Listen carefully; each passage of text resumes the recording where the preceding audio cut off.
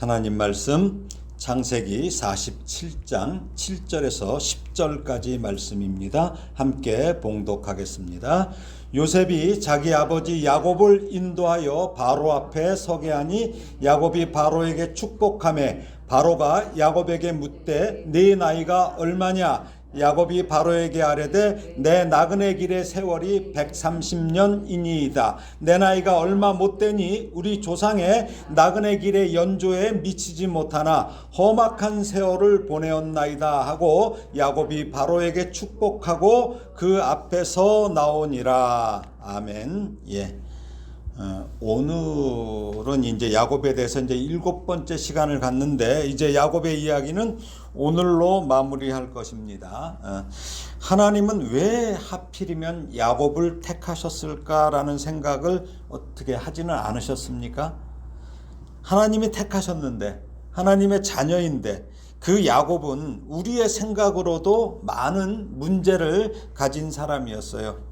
그러나 하나님은 그 돌 같은 야곱을 이스라엘이란 멋진 작품을 위하여 긴 세월을 때론 기다리시고 때론 직접 개입하시어 기어이 멋진 예술품으로 만드시고야마는 멋진 여호와여 우리의 하나님이심을 보여주십니다.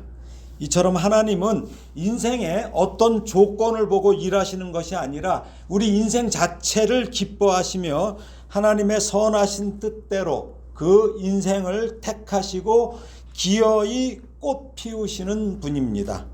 야곱의 인생은 그의 말처럼 험악한 세월을 보냈던 파란만장입니다. 이 파란만장이라는 한자는 물결 파자에다가 큰 파도란 일만만자 길이 장자 이렇게 합니다. 그래서 한 장이 열척이에요. 열척. 그러니까 무엇입니까? 파도가 만 길이나 되는 것처럼 사람의 삶이나 어떤 일의 진행 과정에 굴곡과 시련이 많고 변화가 심한 상황을 파란만장이라고 얘기합니다. 나라는 자아가 강한 이 유형의 성도들은 여지없이 야곱처럼 파란만장한 인생을 살 수밖에 없습니다. 저도 그런 경험을 했습니다. 이제 야곱의 파란만장한 인생을 통해 어떻게 하나님의 그 아름다운 작품 야곱이 이스라엘로 변했는지 오늘 살펴보며 은혜를 나누겠습니다. 야곱은 하나님이 이미 태중에서 선택하셨음에도 자신의 지혜와 술수로 형 에서의 장자권을 팥죽 한 그릇으로 사는가 하면 눈이 어두운 아버지 이삭을 속여서 에서처럼 꾸미지요. 그래서 기어이 장자의 축복을 받아냅니다. 그러나 그 대가는 너무나 혹독해요. 그래서 외삼촌 집이지만 그곳에서 20년의 종살이와 같은 인생을 살면서 온갖 협박과 고통을 견뎌냅니다. 그 중에서도 첫눈에 꽂힌 라헬로 인해서 14년의 노동을 할 정도로 야곱은 자기가 관심 있는 어떤 것에 꽂히면 그저 거기에 몰두하는 성향을 가졌어요. 꽂히면 그냥 몰두해요. 저도 좀 그런 성향이에요. 저도 그런 성향인데 물론 누구나 그렇겠지만 야곱은 아내인 라헬을 아주 끔찍할 정도로 사랑한 사람이에요. 외삼촌은 아주 일을 성실히 잘하는 야곱이 마음에 들었어요. 왜? 원래 목동이었으니까. 그런데 이제 자기 딸 라헬에 완전히 꽂힌 걸 봤지요. 그러니까 사랑에 휘말린 야곱의 모습을 본 외삼촌은 야곱을 오래 잡아두려는 탐욕에 라헬의 그 신부 지창금 명목으로 7년을 일하기로 약속한 그 야곱을 속이지요. 그래서 생각지도 않은 라헬의 언니 레아를 먼저 아내로 들여보내므로 험악한 인생이 이제 끝도 없이 펼쳐지는 거예요. 펼쳐지는 거예요. 결국 야곱은 자기가 사랑하는 아내 라헬이 이 아이를 낳지 못하는 데 반해 레아는 어때요? 아들 넷을 그냥 쑥쑥 낳아요. 낳다 하면 아들이에요. 그냥 쑥쑥 낳아요. 오죽하면은 레아가 그렇게 낳는데도 남편은 라헬에게만 꽂히니까 첫 번째 아들 이름이 뭐예요? 루벤. 보라 아들이다. 나 아들 낳았다 이거죠. 그러면서 계속 낳아요. 그러니까 결국 질투가 폭발한 라헬의 강요로 라헬의 여종 빌하에게 들어가게 되죠. 그렇죠? 강요예요, 강요. 그래서 거기서 단과 납달리 두 아들을 낳게 됩니다. 그러니까 또 이에 언니도 자신의 출산이 멈추자 자신의 여종 실바와 동침하게 하죠. 그래서 아이를 낳을 것을 야곱에게 강요하는 거예요. 예. 그래서 실바에게서 갓과 아셀 두 아들을 또 낳게 됩니다. 그리고 다시 이제 하나님께서 레아의 태를 열어주셔요. 그래서 이사갈과 스불론을 낳게 되죠. 그래서 야곱은 도합 10명의 아들과 디나라는 딸을 얻었습니다. 그렇죠? 이처럼 야곱은 자기가 사랑하는 여인에게서는 아들이나 딸 하나도 없어요. 그리고 어떻게 보면 원치 않는 여자, 이 표현이 어떨지 모르겠지만 3명과의 사이에서는 10명의 아이를 갖게 되는 이 여인들의 질투심과 분쟁 속에서 어려움이 많은 험악한 인생을 사는 거예요. 이것도 험악한 세월이에요. 예. 그런 와중에 외삼촌의 탐욕은 더욱 깊어지죠. 그래서 야곱을 더욱 힘들게 했던 것입니다. 바로 그때 라헬을 위한 그 지창금, 신부 지창금의 납입이 완납될 그때에 하나님께서 라헬의 태를 여시죠. 예, 그리고 그토록 기다리던 아들을 야곱과 라헬에게 안기신 것입니다. 아마 그 누구보다 라헬은 이 14년의 고통을 단번에 보상받는 어떤 그런 기쁨을 누렸을 거예요. 그렇죠? 야곱 역시 물론 하나님이 허락하셔야만 가능한 일이지만 자기가 가장 사랑하는 여인에게 가졌던 그 안타까움에 그 연민, 또 아내에 대한 미안함이 있었을 거 아니에요. 이거에서 어느 정도 벗어날 수 있었을 것이에요. 그러니까 그 아이를 더 끼고 돌 수밖에 없는 거예요. 그리고 이제 외삼촌 라반과 다시 계약한 후에 자신과 외삼촌을 위해서 일을 하게 되죠. 예. 그러면서 이제 그게 6년이 됐어요. 그렇죠? 6년이 됐을 때 고생한 후에야 귀향길에 이렇게 올랐던 것인데, 지금 제가 쭉 말씀드리니까 그동안 쭉 얘기했던 게 쭉 눈에 보일 거예요. 예. 그래갖고 우리도 그렇지만 야곱은 고난 속에서 이렇게 험악한 세월을 보내고 견디면서 하나님의 그 함께 하심의 복과 은혜로 번성한 과정이에요. 그 가정이 예. 그런데 말입니다. 우리 인생이 아무리 애써도 하나님이 함께 하시지 않는다면 그 번성은 오래가지 못해요. 예. 또 그 수고의 이유나 목적이 정확하지 않으면 이것은 헛된 일이에요. 그래서 전도서 4장 7절 8절에 뭐라고 합니까? 한번 읽어볼까요? 내가 또 다시 해 아래에서 헛된 것을 보았도다. 어떤 사람은 아들도 없고 형제도 없이 홀로 있으나 그의 모든 수고에는 끝이 없도다. 또 비록 그의 눈은 부요를 족하게 여기지 아니하면서 이르기를 내가 누구를 위하여는 이같이 수고하고 나를 위하여는 행복을 누리지 못하게 하는가 하여도 이것도 헛되어 불행한 노고로다. 예. 어떤 사람이 쉬지 않고 즐길 줄도 모르고 일만 하며 재산을 모았어요. 근데 그래도 그는 늘 불만이었어요. 그는 자기 소유를 물려줄 자식도 형제도 없었어요. 제일 불쌍한 사람이 돈 많이 갖고서 혼자서 사는 사람이야. 막 아주 의리의리하게 해놓고서는 제일 불쌍한 사람이에요. 그러다가 뭐라고 그래요? 나는 왜 즐기지도 못하고 어디 여행도 못 다니며 노예처럼 살았어 나는. 누구 때문에 이 수고를 하는 걸까? 갑자기 이런 생각이 떠올랐다는 것이에요. 근데 이제 이 부분을 지금 전도서 지금 우리 개역 개정으로 읽었지만 공동 번역 성경은 훨씬 더 이게 우리가 쉽게 이해할 수 있게 번역이 돼 있어요. 한번 읽어볼까요? 시작. 나는 다시 하늘 아래에서 벌어지는 또 하나 헛된 일을 살펴보았다. 아들도 형제도 아무도 없이 외톨이로 사는 사람이 있다. 끝없이 일만 할 뿐 재산을 모으고 또 모아도 만족할 줄 모르는 사람이 있다. 그런 사람은 누구 좋은 일 시키려고 아무 즐거움도 모르고 이 고생을 했는가 하게 될 테니 이 또한 헛된 일이라. 보기에도 딱한 노릇이다. 예, 번역이 훨씬 더 와닿지요. 예. 전도자는 이런 모습이 헛된 것이라고 전합니다.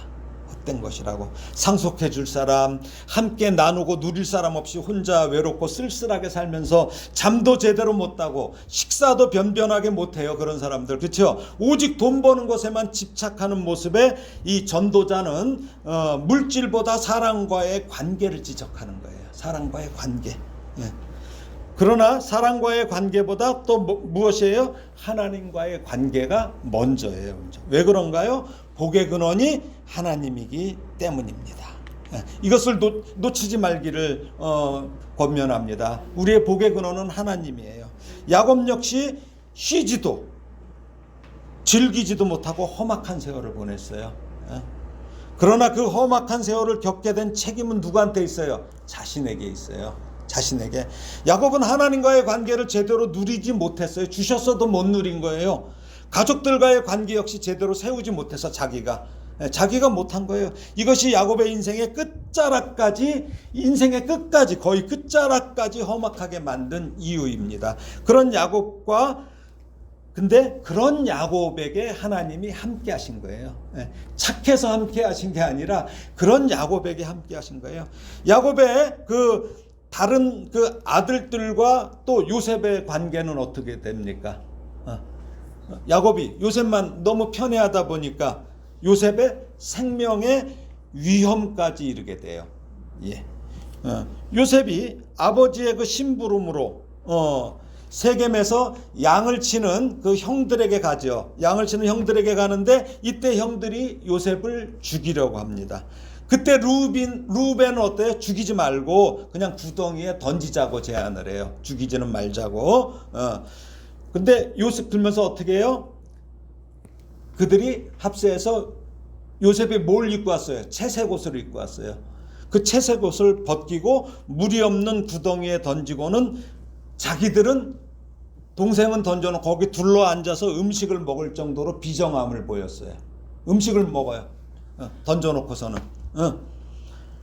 그때 마침 한 무리의 이스마엘 사람들이 길르앗에서 이 낙타들의 향품과 유향과 몰약을 싣고 이제 애굽으로 내려가는 것을 보고 유다가 말하지요. 자, 읽어볼까요? 시작. 창세기 37장 26절 27절. 유다가 자기 형제에게 이르되 우리가 우리 동생을 죽이고 그의 피를 덮어둔들 무엇이 유익할까? 자, 그를 이스마엘 사람들에게 팔고 그에게 우리 손을 대지 말자. 그는 우리의 동생이요 우리의 혈육이니라 하며 그의 형제들이 청종하였더라.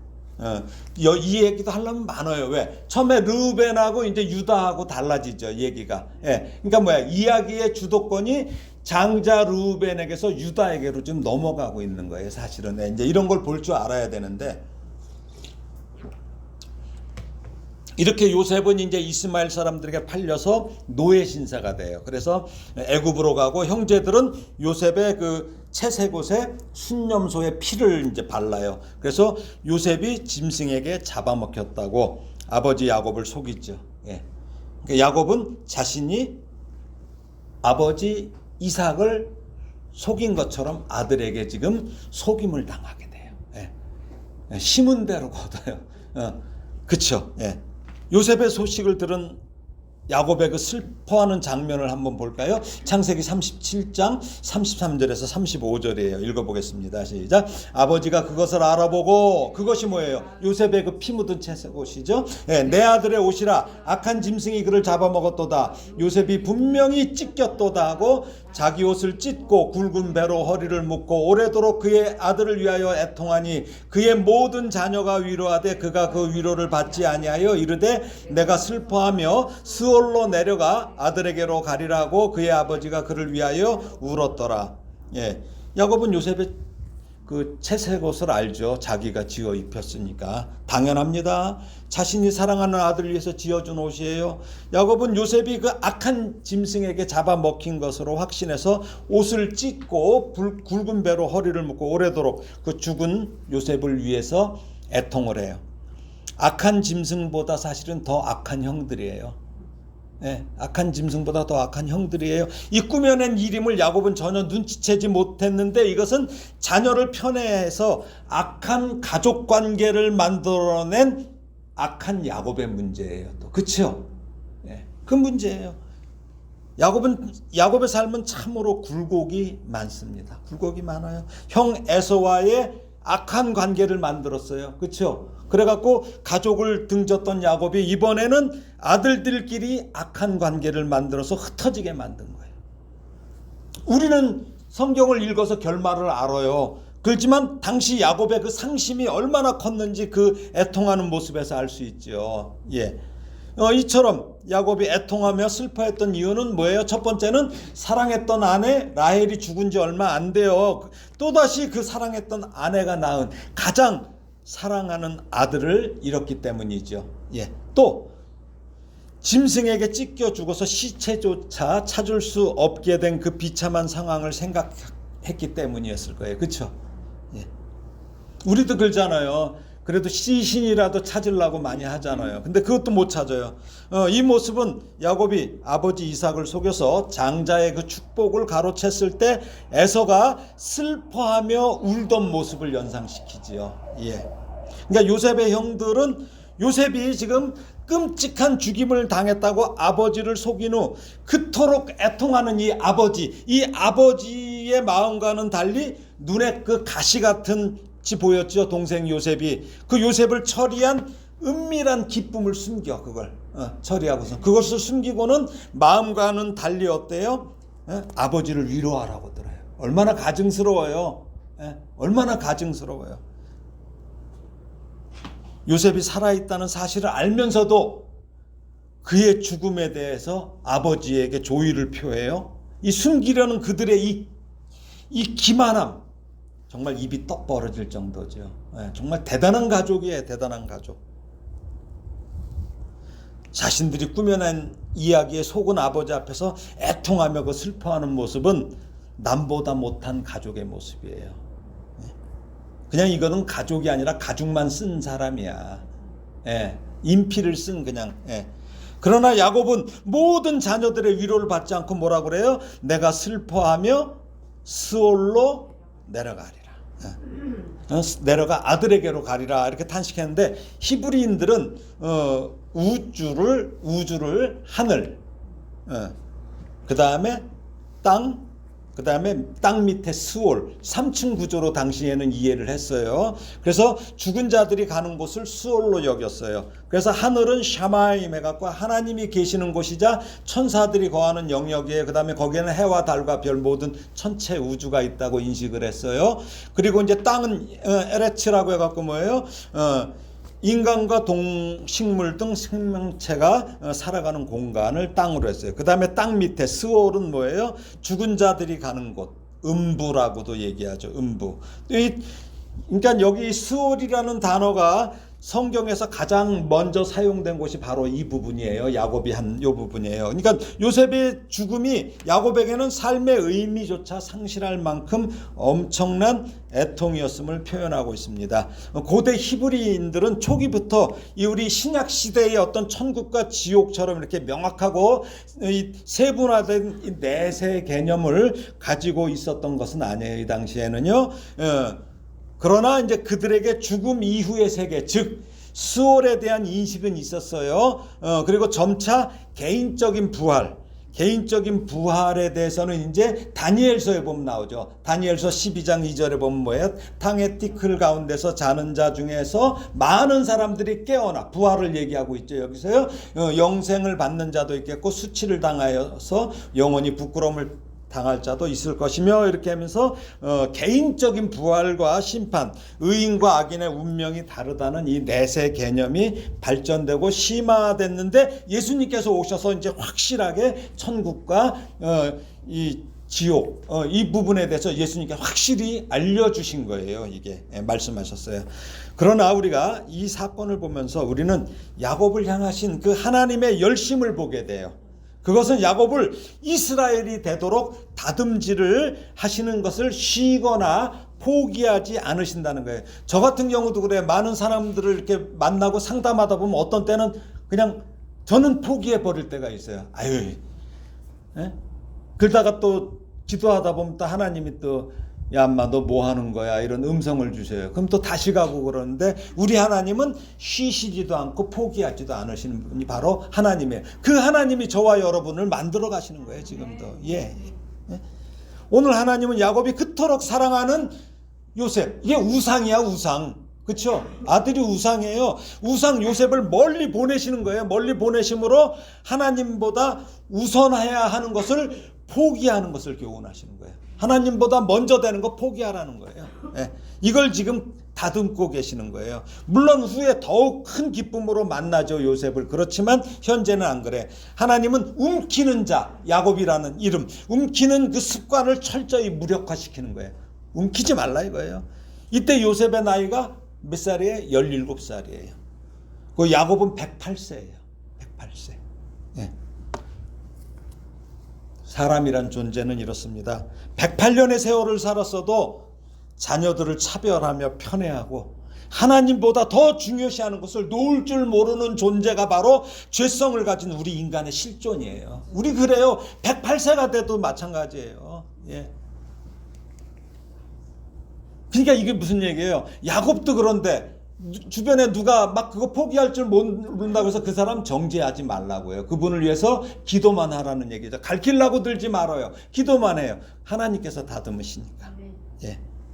그렇다면 이제 야곱에게 남은 것은 뭐가 있어요? 아직 베냐민이 남아 있어요. 아직 베냐민이. 우상이 또 하나 남아 있어. 우상 베냐민이. 아직도 야곱은 삶의 원리를 깨닫지 못하고 있어요. 이 베냐민이라도 붙잡고 그 사랑했던 그 라헬과의 지난 날을 추억하면서 자신의 그 공허함을 채우려고 합니다. 야곱은 그동안 많은 물질을 소유했지만 라헬을 잃고 또 그 잃은 마음을 요셉으로 채우고 위로받았는데 이것을 하나님께서 용납하지 않으신 거예요. 그래서 요셉을 빼앗아요. 예. 근데 요셉을 뺏겼지만 이번에는 라헬을 보내면서 얻은 마지막, 라헬이 죽으면서 얻은 베냐민, 이걸 자신의 상실한 마음에 또 채우고 위로를 받는 거예요. 예. 여러분은 무엇을 상실했으며 그 상실된 부분을 무엇으로 지금 채우려고 하십니까? 여러분 뭘로 채우려고 하셔요? 어떤 분은 뭐 학벌로 채우려고 하죠. 이 세상 사람들은 자신의 결핍으로 오는 이 공허함을 다른 무언가로 채우려고 무진애를 써요. 물질을 더 모으려고 주식을 주식으로 삼는 사람 많아요. 네? 또 코인에 코가 깨요. 도박을 해서 한 방을 노리다가 한 방에 망하여도 그 끝을 계속 쫓아갑니다. 권력의 자리에 더 높이 오르기 위해서 정치판에 기웃거리고 더 큰 거짓말로 더 커지는 모습이 자꾸만 배에 바람을 넣는 개구리 같은 모습으로 버둥거립니다. 또 명예를 가지려고 각종 모임에 얼굴을 내미느라 가족의 얼굴은 점점 낯설어져요. 로마서를 한번 읽어볼까요? 로마서 1장 28절에서 32절까지입니다. 읽어보겠습니다. 시작. 또한 그들이 마음에 하나님 두기를 싫어하며 하나님께서 그들을 그 상실한 마음대로 내버려 두사 합당하지 못한 일을 하게 하셨으니 곧 모든 불의, 추악, 탐욕, 악의가 가득한 자요 시기, 살인, 분쟁, 사기, 악독이 가득한 자요 수근수근하는 자요 비방하는 자요 하나님께서 미워하시는 자요 능욕하는 자요 교만한 자요 자랑하는 자요 악을 도모하는 자요 부모를 거역하는 자요 우매한 자요 배약하는 자요 무정한 자요 무자비한 자라. 그들이 이 같은 일을 행하는 자는 사형에 해당한다고 하나님께서 정하심을 알고도 자기들만 행할 뿐 아니라 또한 그런 일을 행하는 자들을 옳다 하느니라. 옳대요. 요즘에 그러죠. 정치인들 봐요. 틀림없이 있는데 이 정도면 장관 해도 돼 하고 뽑아줘요. 옳대요. 사도 바울은 사람들의 마음에 하나님으로 채워야 그렇게 채워야 되잖아요.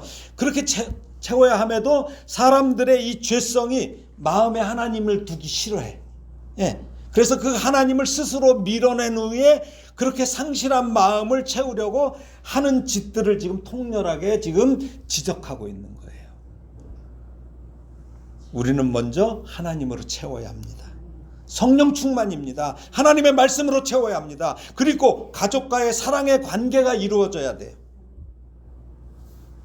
그리고 더 넓어서 이웃과의 관계인데 가장 중요한 것은 자기보다 이웃과의 관계, 가족과의 관계에서 제일 중요한 것은 뭐예요? 자기보다 남을 낮게 여기는 거예요. 나는 종이 돼야 되는 거예요. 야곱이 이것을 놓친 거예요. 그의 인생은 온통 움켜쥐는 것, 자기가 사랑하는 것에 우선순위를 매기다가 하나님과 사람의 관계를 놓친 거예요. 야곱의 삶을 자세히 살펴볼 수는 없지만 성경에 기록된 부분을 볼 때 말도 안 되는 이 가족끼리의 관계예요. 장남인 르우벤이 어떻게 합니까? 아버지의 아내이며 자기 형제의 어머니인 비라와 통간을 해요. 예. 통간을 해요. 그것은 왜 그러냐면 자기가 장자라는 것을 주장하기 위해서 그래요. 그러니까 그 집안이 어떻게 되겠어요? 르우벤이 그 짓을 하고 났으니까 삭막하고 일촉즉발의 상태였던 거죠. 예. 이런 상태에서 요셉을 죽이려다가 노예로 팔아버리고 아버지에게는 요셉이 사나운 짐승에게 찢겨 죽었다는 거짓말을 하는 이런 분위기에서 그들은 모두가 가슴에 무거운 이 돌덩이를 얹은 마음으로 지냈을 거예요. 이게 사는 게 아니에요, 이게. 그럼에도 불구하고 하나님께서는 정말 못나도 이런 못난 이 사람들을 택해서 이스라엘과 그 후손 12지파를 세우시고 하나님의 구원 사역을 행하셔요. 이들을 데리고 야곱이 가나안에서 잘 살고 있었지만 사람의 노력으로 안 되는 것이 있어요. 요즘 우리도 겪는 일이에요. 폭염, 홍수, 태풍, 기근 등의 재해 앞에서 인간이란 무력한 존재예요. 이런 재해는 인간의 능력을 넘어선 오직 하나님의 섭리 안에 있을 뿐입니다. 요즘에도 그래. 어제도 어디 저쪽 산청인가 어디서 많이 물난리가 났어요. 그럼 뭐라 그래요? 전문가라고 나와서 이건 무슨 기상현상이 그 얘기밖에 못해. 그 이상을 얘기를 못해요. 정말 책임 없는 얘기예요. 어떻게 보면 그거 어쩌라고 얘기 못해요. 왜 그래요? 이것은 사람의 능력의 한계를 넘어간 거야. 오직 하나님의 섭리 안에 있을 뿐입니다. 가나안은 물론 당시 중근동 전체에 7년이 내 이 기근이 든 것인데 이런 기근에서 목축을 하는 사람들은 농사를 짓는 사람들보다 더욱 취약할 수밖에 없어요. 기근에. 그렇죠? 풀이 다 말라버리는데 어떻게 양을 키워요? 하나님은 많이 다듬어지기는 했어도 마지막 작품의 완성을 위해서 애굽을 비롯한 그 중근동에 극심한 기근을 내리셔요. 그리고 애굽의 바로에게 꿈을 꾸게 하시고 요셉을 통해서 7년의 풍년 동안 7년의 기근을 잘 준비해서 요셉의 통치를 받는 애굽에서 오랫동안 그들이 내려가서 기거하면서 야곱 일가 70명이 이스라엘 민족이라는 그 인구로 늘어나는 그런 조건을 만드셔요. 이걸 갖다가 우리는 뭐라고 하냐면 인큐베이팅이라고 그래요. 하나님의 인큐베이팅이라고 그래요. 거기서 키우시는 거예요. 야곱이 살고 있는 가나안 땅에도 이제 기근으로 인한 이 식량난이 이제 닥쳤어요. 하나님은 요셉을 통해서 야곱이 사랑했던 아내 라헬의 마지막 아들이라서 막 곁에 끼고 살았던 베냐민을 손에서 놓도록 하는 최종 훈련을 하셔요. 베냐민 놀아 이거야. 그것도 너 걔도 놔.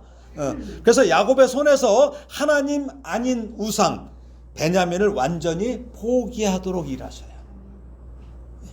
창세기 43장 1절에서 15절의 내용을 보면 기근으로 가나안에 이제 양식이 떨어져요. 그래서 야곱의 아들 10명이 애굽에 가서 양식을 구해왔지만 다시 양식이 떨어져요. 그렇죠? 양식이 떨어져. 애굽에 가야 되는데 막내 베냐민이 가야만 하는 상황이에요. 데려오라고 그래. 이런 표정이겠죠. 야곱의 표정은 이렇겠죠. 애굽의 총리가 된 요셉은 형들에게 정탐꾼의 그 누명을 씌우고 베냐민을 데려오도록 하면서 대신에 그들 중에서 시므온을 볼모로 잡아요. 볼모로 잡고 또 그들의 짐에 곡식의 값으로 받은 돈을 그들의 자루에 그냥 도로 넣어주어요. 그러나 요셉의 형들은 그 돈을 그들에게 다른 구실을 만들기, 누명을 씌우기 위함이라고 생각해서 매우 불안해하며 야곱에게 돌아왔어요. 예, 돌아왔어요. 그런데 야곱은 베냐민만은 보내지 않으려고 그래. 안 보내려고 그래. 이거 우상이야. 이거 놓으면 안 돼. 이거 놓으면 안 돼. 예? 이미 앞에서도 야곱은 베냐민만 보내지 않았어요. 그러니까 창세기 42장 3절 4절을 보면 이렇게 나와 있어요. 읽어볼까요? 요셉의 형 10사람이 애굽에서 곡식을 사려고 내려갔으나 야곱이 요셉의 아우 베냐민은 그의 형들과 함께 보내지 아니하였으니 이는 그의 생각에 재난이 그에게 미칠까 두려워함이었더라. 그러니까 나머지는 재난이 미쳐도 된다는 얘기 아니에요. 이 얘기는 거꾸로 얘기하면. 예? 근데 여기 보면 뭐라고 나왔어요? 창세기 뭐라고 얘기해요? 잘 보세요. 야곱이 보내지 않은 사람은 누구? 요셉의 아우라고 나오잖아요. 요셉의 아우. 그들의 아우가 아니에요. 분리를 시켜놨어요. 그 이유가 뭐야? 재난이 베냐민에게 미칠까 두려워했다고 기록했는데 야곱이 요셉과 베냐민에 대한 집착이 바로 유독 강했던 건 뭐예요? 라헬 때문이에요. 라헬에 대한 그 집착 때문이었어요. 요셉과 베냐민이 라헬의 소생이었기 때문이죠. 가장 큰 이유는 베냐민이 자기가 사랑하는 아내 라헬에게서 얻은 마지막 아들이야. 과거 요셉을 잃었던 경험에서 비롯된 그 깊은 슬픔, 이게 두려움 때문이에요.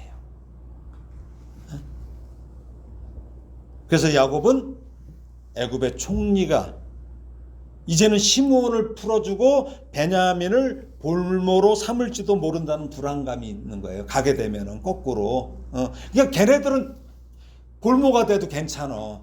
이게 무슨 아버지예요. 이게 무슨 아버지예요. 또 다른 재난이 닥칠 것을 두려서 모두가 지금 어떤 상황이에요? 기근과 굶주림에 노출된 상황이에요. 지금 애굽에 붙잡혀 있는 아들 시므온의 안위보다 거기 굶주림에 있는 사람들보다 오직 베냐민에게만 꽂혀 있어요. 야곱이 꽂혀 있어요. 이때 아들들의 마음이 어땠을까요? 이때 그 아들들의 마음이 어땠을까요?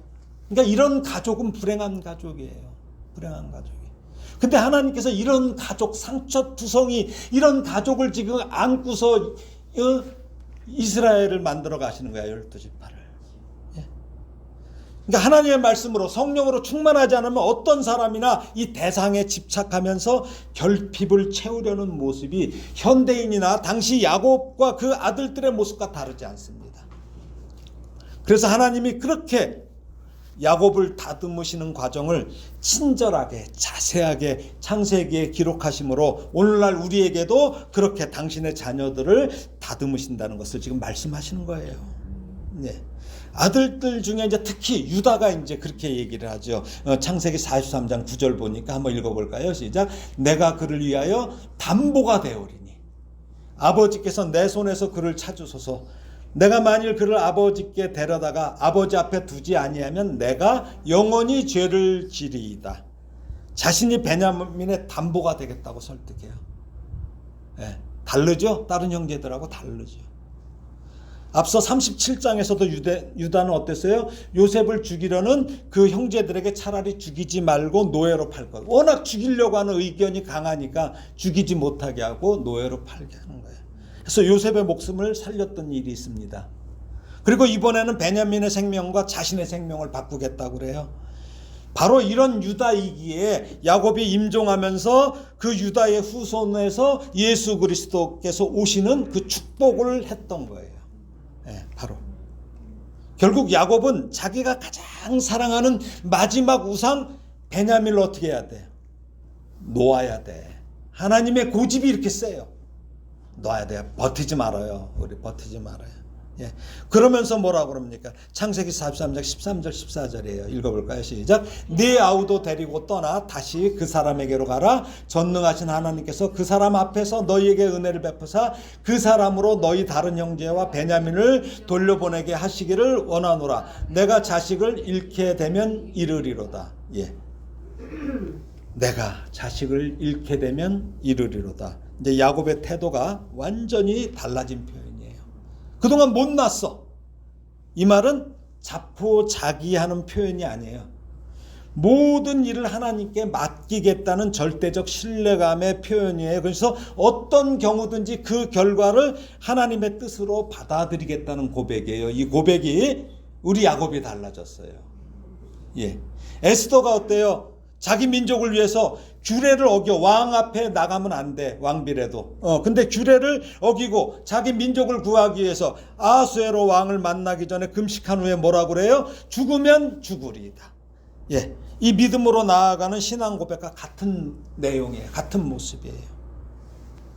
하나님은 지금 야곱이 말한 내가 자식을 잃게 되면 이르리로다, 이 고백을 들으시려고 그토록 오랜 세월을 야곱과 씨름하신 거예요. 그토록 오랜 세월을 베델에서 씨름을 걸어오신 하나님은 지금까지 줄곧 야곱과 씨름을 이어오시는 거야. 하나님은.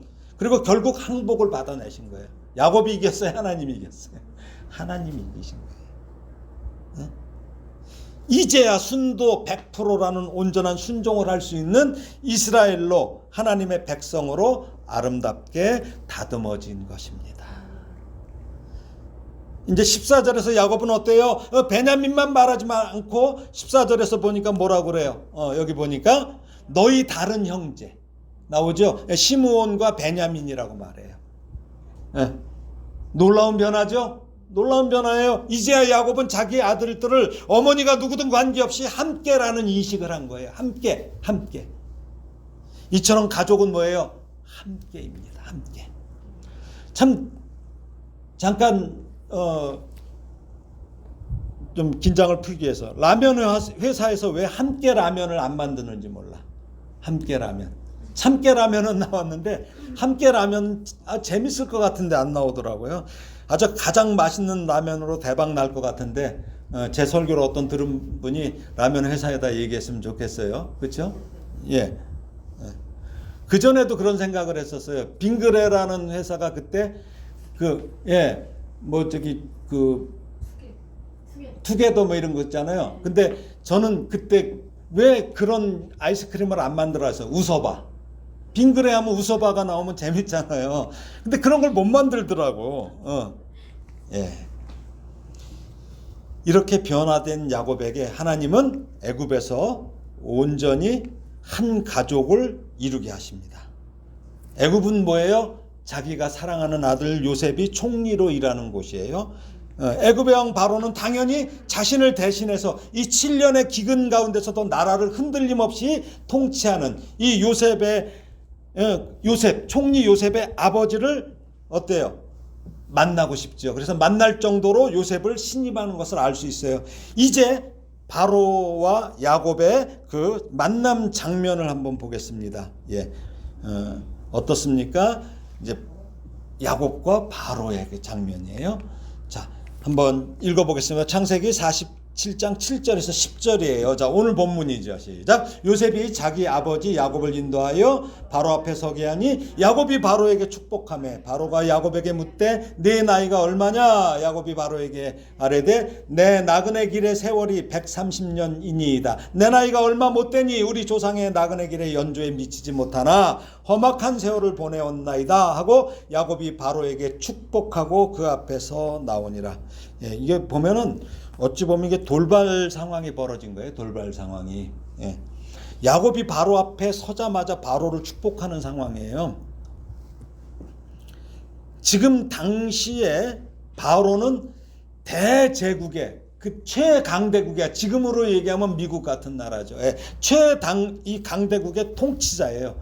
더욱이 이 막 그 대기근이라서 각 나라에서 양식을 구하려고 막 몰려오는 그 나라의 최고 통치자야. 전부들 와서 아쉬운 소리를 해야 돼요. 예. 이 나라에서 제일 중요시 여기는 것이 바로 의전이에요. 의전. 그래서 청와대에도 의전 담당 비서관이 있어요. 그리고 각 지자체도 다 의전 담당 공무원이 다 있어요. 회사에도 의전 담당이 있습니다. 그러니까 왜 그러냐면 나라의 최고 통치자에 대한 예우가 잘못되면 자칫 큰 화를 자초할 수도 있어요. 의전이 되게 중요해요. 지금 절대 권력자 바로 앞에서 야곱이 취한 행동은 정상적인 행동이 아니에요. 미친 거예요. 누가 봤을 땐 미친 행동이에요. 축복은 바로가 해야지 야곱이 하고 있어요 지금. 예? 당시 바로는 온 세상의 통치자와 같은 위치이기 때문에 말을 해도 바로가 먼저 말을 해야 되고 축복을 해도 바로가 먼저 해야 하는데, 가나안 땅에서 기근을 피해온 이방인이자 108세 이 넘은 이 노인네가 108세도 더 됐지 이때는, 그쵸? 예. 이 노인네가 촐로처럼 시골 노인네처럼 생긴 사람이 아무리 총리 요셉의 아버지지만 지금 일반적인 관념으로는 이해하기 어려운 황당한 일이 지금 벌어진 거예요. 예. 바로는 야곱이 자신을 낮추거나 이게 굽신거리거나 뭐 굴신하지 않고 당당하게 자신을 축복하는 모습에서 어떤 특별함을 느꼈을 거예요. 이건 뭐지? 이 사람 뭐지? 바로가 야곱에게 뭐라고 물어요? 네 나이가 얼마냐? 라고 물은 것은 단순히 나이를 확인하려는 질문이 아니에요. 이것은 몇 가지 의미를 내포한 것이라고 봅니다. 첫 번째는 뭐냐면 야곱의 영적 권위에 대한 인정이에요.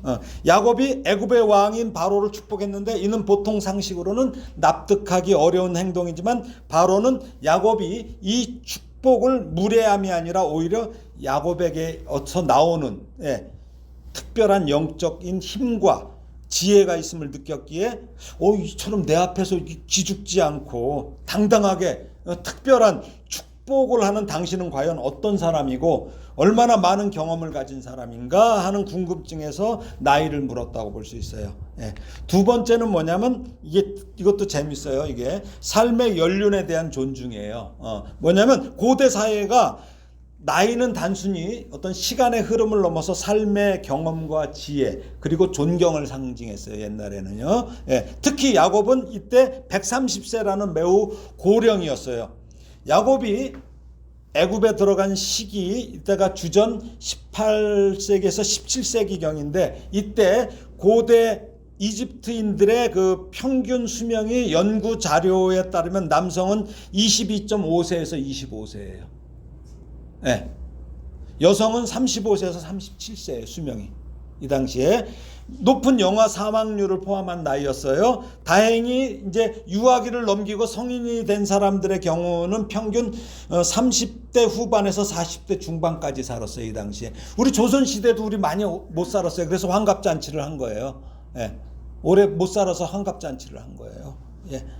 그래서 40세를 넘기면 노인으로 간주될 정도였어요. 이때가 엘리트 계층, 당시에 왕족, 귀족, 고위, 사제, 이 사람들은 일반 백성보다 좀 더 나은 영양 상태, 의료 접근성, 덜 힘든 노동 등으로 인해서 보통 50대, 심지어는 60대까지 사는 경우, 제가 말했죠. 심지어는 60대까지. 이 정도로 수명이 짧았을 때, 특히 이 기록에 의하면 람세스 2세 같은 파라오는 90세까지 장수했다고 기록이 나와 있어요. 90세까지. 근데 지금 야곱은 몇 살이야? 130세예요. 그러니까 바로 앞에 섰으니까 이는 당시 애굽의 그 일반적인 평균 수명을 물론 엘리트 계층 그 누구의 수명과 비교해도 아주 이례적인 아주 긴 수명이에요. 그러니까 바로가 야곱의 나이를 물었던 이유 중 하나도 바로 이러한 놀라운 그 장수 때문이었을 거예요. 바로는 야곱의 그 오래 그 장수하는 모습과 그 얼굴에 새겨진 삶의 흔적을 보면서 그가 살아온 파란만장한 세월에 대한 경외감을 느꼈을 거예요. 그래서 그 나이에 대한 경의를 표하면서 물어본 것이에요. 근데 여기 개역개정에 오늘 성경에 뭐라고 그래요? 네 나이가 얼마냐? 이 번역은 정말 잘못된 번역이에요. 이건 번역이 아니고 반역에 가까운 거야. 새 번역은 이렇게 나와요. 새 번역 성경은 어른께서는 연세가 어떻게 되시오? 그리고 우리말 성경과 메시지 성경은 연세가 어떻게 되시오? 그리고 공동 번역 성경은 얼마나 수를 누르셨어? 어때요? 너무나 다르잖아요. 우리 개역 개정이 이거는 잘못됐어요. 번역이. 그리고 이제 세 번째는 무엇입니까? 바로 하나님의 역사에 대한 간접적인 인식이에요. 바로는 누굴 봤어요? 요셉을 봤잖아요. 그 요셉의 지혜와 그 능력 뒤에 하나님이 계심을 알아요. 그리고 그 요셉을 통해서 하나님께서 행하신 일들을 이미 지금 계속 경험하고 있어요. 바로도 그런 요셉의 아버지인 야곱이 자신에게 축복할 때 바로는 그 야곱의 축복이 어떤 인간의 축복이 아니라 그 뒤에 있는 어떤 신적 권능, 이것을 느꼈을 거예요. 그래서 저는 여러분의 지혜와 삶의 모습, 능력 뒤에 하나님께서 역사하시는 여러분을 통해 세상 사람들이 느낄 수 있기를 축원합니다. 하나님께서 아름다운 작품으로 빚으신 야곱은 당시 세계 최강대국이었던 애굽의 왕 바로 앞에서도 당당했던 거예요. 그에게 축복합니다. 저는 여러분도 세상 사람들의 부와 지위 앞에서도 당당하시기를 예수님의 이름으로 축원합니다. 왜 그래요? 자, 베드로전서 2장 9절 우리 다 잘 알죠. 한번 읽어볼까요? 시작. 그러나 너희는 택하신 족속이요 왕같은 제사장들이요 거룩한 나라요 그의 소유가 된 백성이니 이는 너희를 어두운 데서 불러내어 그의 기이한 빛에 들어가게 하신 이의 아름다운 덕을 선포하게 하려 하심이라. 여러분은 예수를 믿어 바로가 야곱에게 느꼈던 것과 같은 하나님의 기이한 빛에 들어간 존재들이에요, 여러분들. 왕같은 제사장이에요, 여러분들. 오늘 성경은 야곱을 통하여 우리도 그런 거룩한 백성이 반드시 된다는 것을 보여주시는 거예요. 그리고 야곱은 뭐라고 합니까? 창세기 47장 9절에 보니까 내 나그네 길의 세월이 130년이니이다. 내 나이가 얼마 못되니 우리 조상의 나그네 길의 연조에 미치지 못하나 험악한 세월을 보내었나이다 라고 대답합니다. 이 답변은 단순히 나이를 말하는 것을 넘어 야곱 자신의 고달팠던 인생 여정과 그럼에도 불구하고 하나님께서 자신을 인도하셨다는 고백을 담고 있어요. 그동안 야곱이 보낸 이 험악한 세월을 이건 뭐예요? 자신이 초래한 세월이에요. 야곱은 특별히 이런 야곱의 모습이 바로 우리의 모습입니다. 움켜쥐어야 편안하다고 생각해요. 우리 그것이 행복이라고 생각해요. 남의 것을 빼앗고 남을 짓밟아도 자기만 잘 되면 엘로해. 내가 말한 것을 들어주는 하나님, 내가 말한 모든 것을 들어주는 하나님, 나의 모든 필요를 들어주는 하나님이라고 부르며 그 빼앗은 것에서 11조도 하고 감사헌금도 하며 그것을 간증이라고 사람들 앞에서 자랑하기도 하는데 이것은 어린아이의 신앙이에요. 잘못된 신앙이에요. 해로운 신앙이에요. 해로운 믿음이에요. 모두 자기를 위한 종교이고 우상임을 기억해야 합니다. 야곱은 자기 나이가 130살인데 그 세월이 험악했다고, 다시 말하면 자기 조상들과 달리 험악한 한평생을 살았다는 거예요. 그렇다면 야곱이 무슨 뜻으로 130년의 인생이 험악했다고 이렇게 말한 것일까요? 히브리어 라라는 말은 원래 나쁘다 라는 뜻이에요. 나쁘다. 근데 육체적으로 또는 정신적으로 고통을 느낄 때 이 말을 사용했고, 또 하나님 앞에 잘못을 범해서 영적인 고통을 느낄 때도 이 말을 사용했어요. 그러므로 야곱이 자기의 한평생을 돌아볼 때 큰 고통 속에서 살았다는 의미입니다. 야곱은 육체적인 고통을 겪기도 했고 또 정신적인 고통도 겪었으며 때론 영적인 고통도 겪었던 거예요. 그런데 그것이 하루 이틀도 아니고 130년의 세월을 그렇게 살았다는 거예요.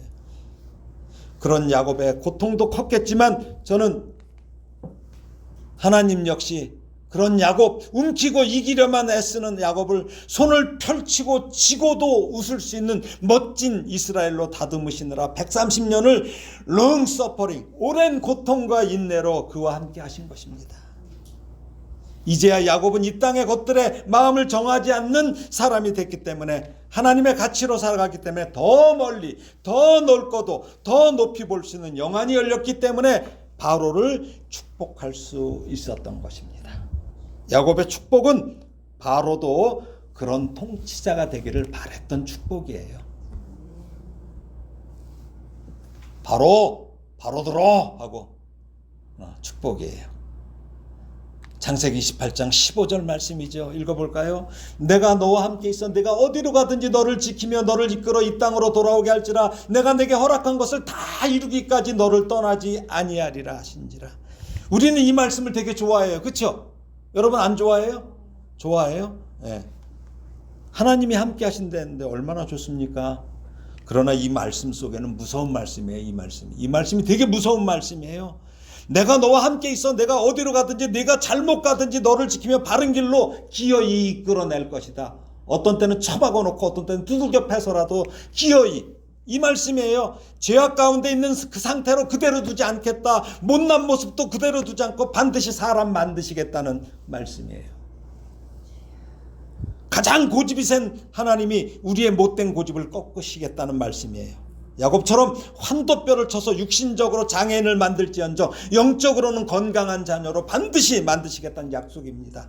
그가 왕이든 재벌이든 상관없이 그것을 부러워하지 않고 높은 하늘의 가치로 그들을 축복할 수 있는 넉넉한 자녀로 만드시겠다는 것입니다. 말씀을 정리합니다. 성경에서 야곱만큼 이 소 힘줄처럼 고집 센 사람은 없었어요. 질긴 사람은 없었어요. 그런 야곱이 험악한 세월을 보냈던 것은 자기의 욕심 때문이었어요. 그리고 그 이면에는 하나님의 뜻을 자기의 지혜와 힘으로 이루려는 자만심과 조급함이 있었습니다. 그러나 하나님은 그런 인생조차 당신의 자녀는 반드시 함께 하시며 평생을 깎고 다듬으며 완성하시는 그 신실하신 아버지이십니다.